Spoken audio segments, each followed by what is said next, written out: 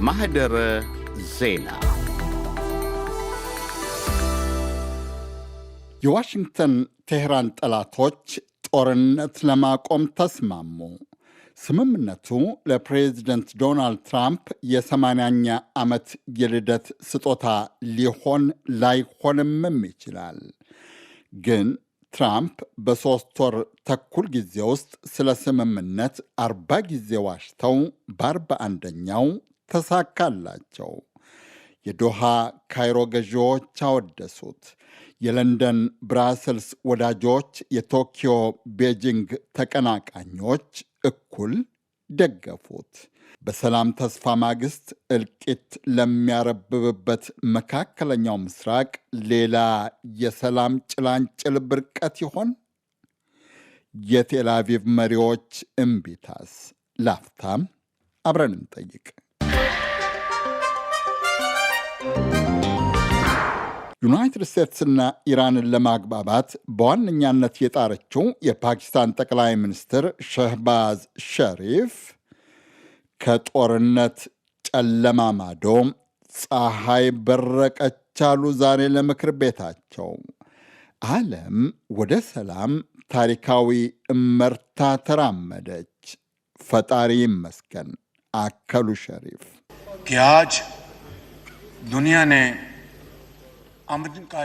ዛሬ ዓለም ወደ ሰላም ታሪካዊ እርምጃ ተራመደ። ፈጣሪ ይመስገን ከጦርነት ጨለማ በኋላ የሰላም ፀሐይ ፈነጠቀች። እስራኤልና ዩናይትድ ስቴትስ በ8 ወራት ውስጥ ለሁለተኛ ጊዜ ኢራን ላይ የከፈቱት ጦርነትና የኢራን አጸፋ በጦርነት እየወደመ ጦርነት ለሚደገስለት መካከለኛው ምስራቅ በርግጥ አዲስ ነገር አይደለም። የዓለም ምርጥ ጠንካራ ዘመናዊ ጦር መሳሪያ የታጠቁት የሁለቱ ሀያል ሀገራት ጦር ኃይላት በማዕቀብ መገለልና ተደጋጋሚ ጦርነት የተዳከመች በመሰለችው ኢራን ላይ የከፈቱት ጦርነት ግን ከመካከለኛው ምስራቅ አልፎም ከሰርቢያ እስከ ኢንዶኔዥያ ከፊሊፒንስ እስከ ፈረንሳይ የሚገኙ ሀገራት ዜጎችን ገሏል። በጥቅሉ ከ8,000 እስከ 10,000 የሚገመት የ16 ሀገራት ዜጎች አልቀዋል። ከ6,000 የሚበልጡት የኢራንና የሊባኖስ ዜጎች ናቸው። ከ48,000 በላይ ሰው ቆስሏል። ለሙታን በእርግጥ የሚበርቅ ፀሐይ የለም። ለቀሪዎች ግን የፓኪስታኑ ጠቅላይ ሚኒስትር እንዳሉት ከ3 ወራት በላይ ያስቆጠረው ጦርነት፣ ግጭትና ስጋት የመወገዱ ትልቅ ተስፋ ነው።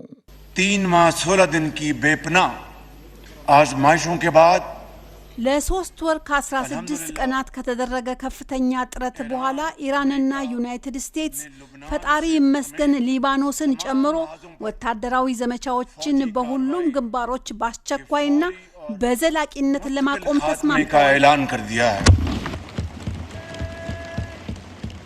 እስራኤልና ዩናይትድ ስቴትስ ሰላማዊ ድርድርን አቋርጠው በኢራን ላይ የከፈቱት ጦርነት ግብን የቴል አቪቭና የዋሽንግተን መሪዎች በየጊዜው ይቀያይሩታል። ይሁንና የሁለቱ ሀገራት መሪዎች ደጋግመው እንደተናገሩት ዋና ግባቸው የኢራንን ሚሳኤል ከነማምረቻው ማውደም፣ የኒኩሌር መርሃ ግብሯን ማጥፋት፣ ጦር ኃይሏን ማንኮታኮትና እስላማዊ ስርዓቷን ማፈራረስ ነበረ።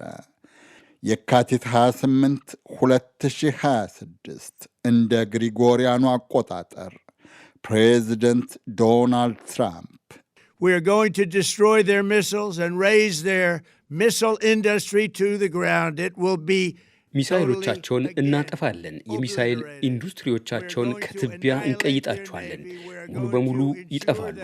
የባህር ኃይላቸውን እናጠፋለን። የአካባቢው አሸባሪ ተቀጽላዎች ከእንግዲህ አካባቢውንም ሆነ ዓለምን አያመሰቃቅሉም። የእኛን ኃይል ሁለተኛ አያጠቁም። የመንገድ ዳርቻ ቦምቦችን ከእንግዲህ አይቀብሩም። ኢራን የኒውክሌር ጦር መሳሪያ ጨርሶ ሊኖራት እንደማይችል እናረጋግጣለን። 3 ወራት ከ16 ቀኑ ትናንት ሸሪፍ እንዳሉት የጦርነት ጨለማ ይባል እልቂት፣ ጥፋት ወይም ሌላም በሰው ሕይወትና አካል ላይ ካደረሰው ጉዳት በተጨማሪ ዓለምን በትሪሊዮን ዶላር የሚቆጠር ሀብት፣ ንብረት፣ ገቢን ጭምር አክስሯል። ሚሊዮኖችን አስደንግጧል፣ አሸማቋልም። የእስራኤልና የዩናይትድ ስቴትስ ዓላማ ግን ብዙ ታዛቢዎች እንደሚስማሙበት በከፊል እንኳ ከግብ አልደረሰም። ዓላማቸው ውል መሳቱ ያሳሰባቸው የእስራኤል ጠቅላይ ሚኒስትር ቢንያሚን ኔታንያሁ ኢራንን ትተው ደካማዋን ሊባኖስን ሲያስቀጠቅጡ ፕሬዚደንት ዶናልድ ትራምፕ በፋንታቸው የጎበዝ መውጫ ፍለጋ ሲቃተቱ ነበረ። የዩናይትድ ስቴትስ መገናኛ ዘዴዎች እንደቆጠሩት በ3 ወራት ውስጥ ፕሬዚደንት ዶናልድ ትራምፕ ጦርነቱ እንደሚቆም ወይም ስምምነት እንደሚደረግ 40 ጊዜ አስታውቀው ነበረ። 41ኛው ተሳካላቸው። ከ80ኛ ዓመት የልደት በዓላቸው ጋርም ተገጣጠመ።